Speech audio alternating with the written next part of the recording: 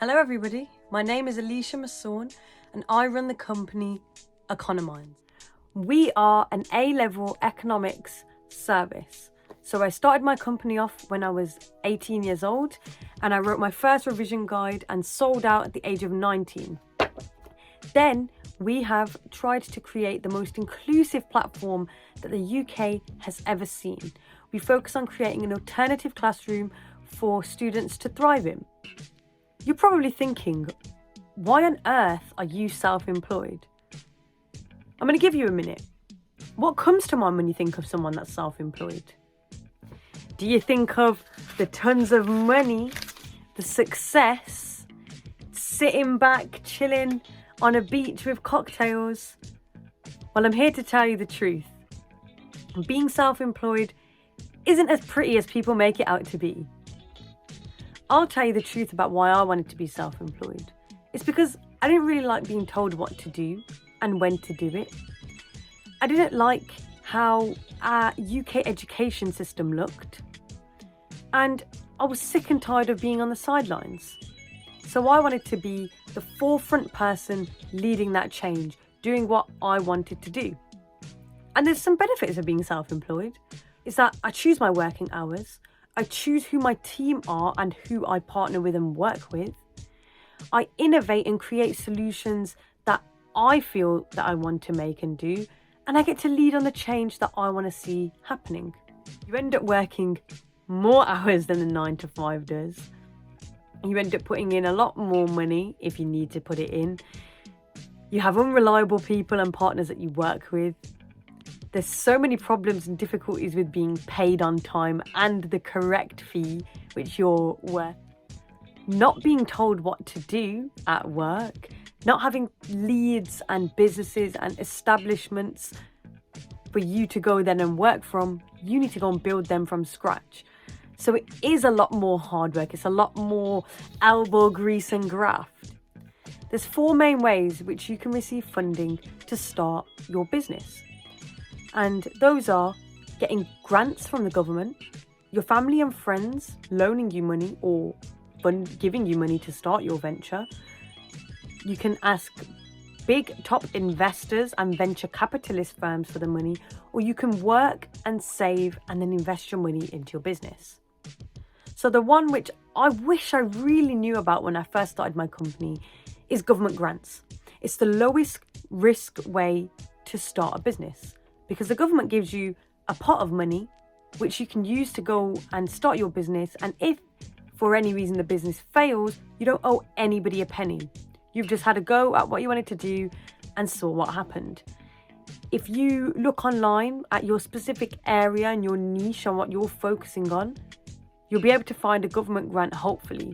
And if you can, apply for it.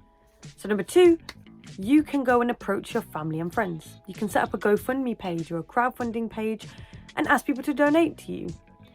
If you don't ask, you don't get. You can also approach companies called venture capitalists. So this is a collection of really, really rich people with lots of money, and they want to put an investment into something.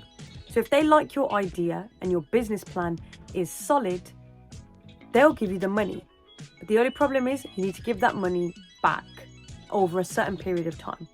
So the way it works is, if I wanted money to, fund Econominds and my app, I could have gone to a venture capitalist. So I could say to them, I need £100,000 to start my project. And within 6 years' time, I can give you your £100,000 back plus 10% interest. And venture capitalist people, if they like my idea, will say, great, or if they don't, they'll say no. But yeah, you need to pay that money back. And then you can do what I did, and this is a long-winded way to do it, and that is working. Work and save and save and save until you can afford to fund your projects. So I did that when I created my book. I worked and worked. I worked 3 jobs in the summer in order to pay for my printing and production processes. I think the moral of the story is, if you can use someone else's money and you can use it for free, always do that one first. So So there's two ways you can set up a company. You can set up as a sole trader, or you can set up as a limited company.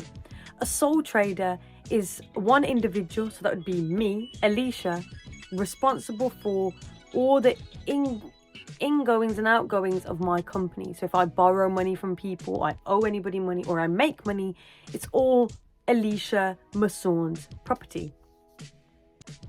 And a limited company is, think about it as setting up an imaginary friend. So I have a limited company now. I started off as a sole trader. Economines Limited is its own entity, it's its own person. So if I borrow money for my company, or I owe anybody money, it's not Ilisha that owes the money.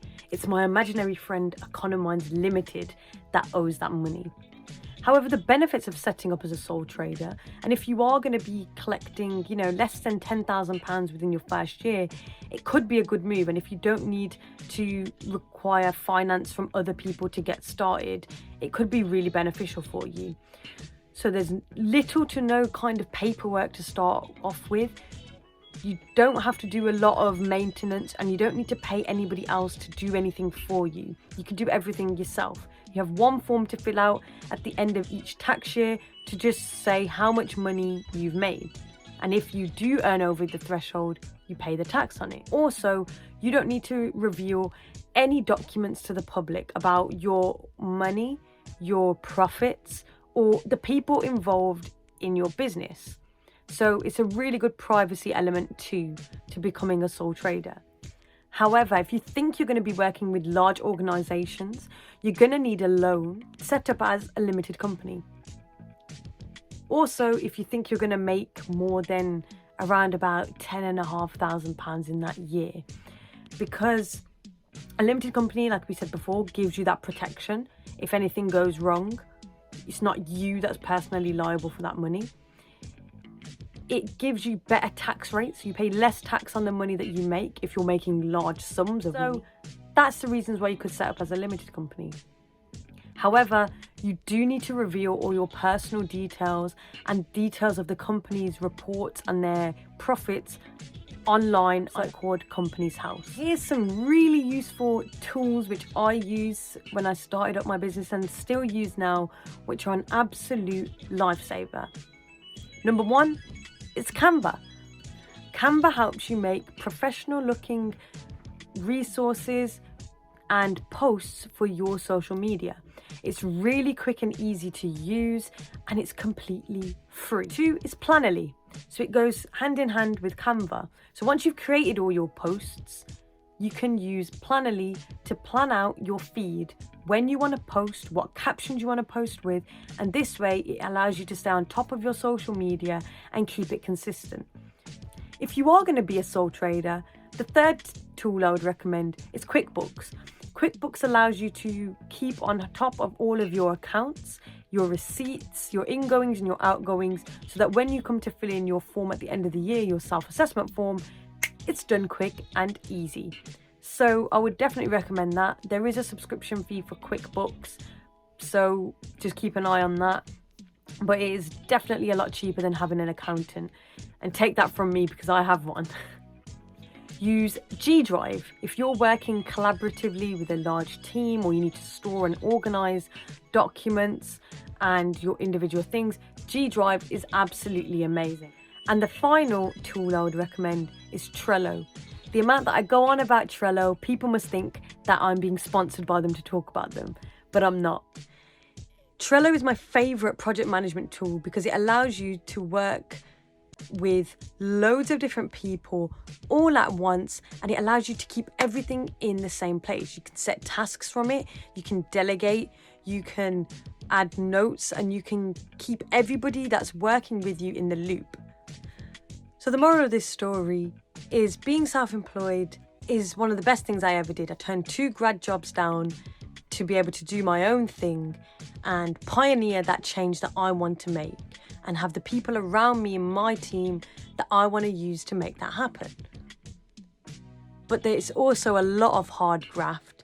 There's a lot of things that can go wrong, and if you don't have a sturdy team around you and you don't use the tools which mentioned before and really research your niche and the things that you want to make happen, then it's really difficult to do, and you're climbing a very steep hill. So I hope you found that informative. My Instagram, my LinkedIn is here. So please go and follow me. And if you need any more information and guidance, drop me a message